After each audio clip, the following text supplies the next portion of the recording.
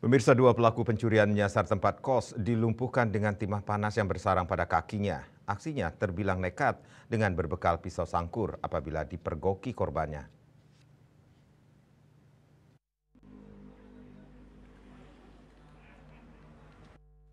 Polisi meringkus MJ 50 tahun asal Sumbawa dan UA 45 tahun asal Sumbawa Barat di wilayah Pelabuhan Lembar Mataram.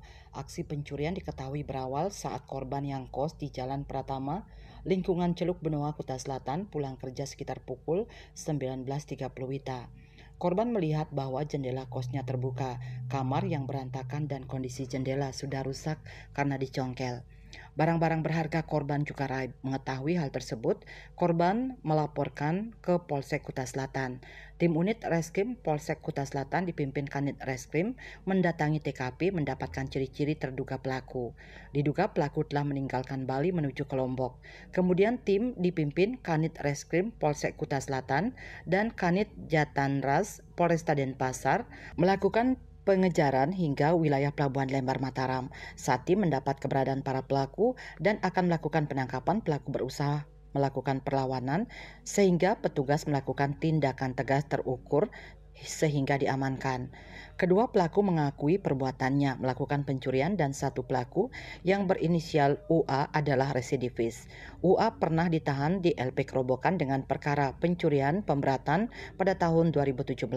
Modusnya masuk ke dalam kos korban dengan mencongkel jendela menggunakan obeng dan linggis, serta pelaku juga membawa tang dan pisau sangkur. Nah, dari pengakuan pelaku sampai saat ini baru 2 TKP. Jadi di Kuta Selatan dan di wilayah dan Pasar Barat juga ada TKP-nya. Jadi modus pelaku dengan cara mencongkel jendela.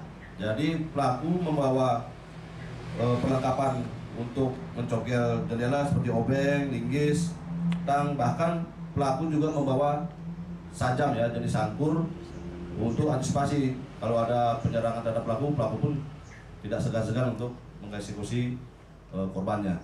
Jadi pelaku bergerak berdua, mereka random. Jadi melihat ada tempat yang kos-kosan yang dia lihat kosong, langsung mereka datang masuk ke kos-kosan untuk mencongkel kos-kosan tersebut. Jadi satu orang ada yang mengeksekusi mencongkel jendela di kos-kosan, satu lagi ada yang standby di motor untuk mantau situasi.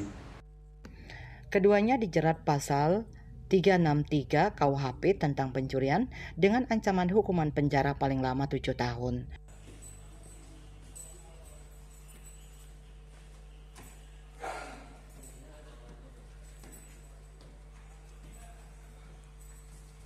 Raiswantara, Bali TV.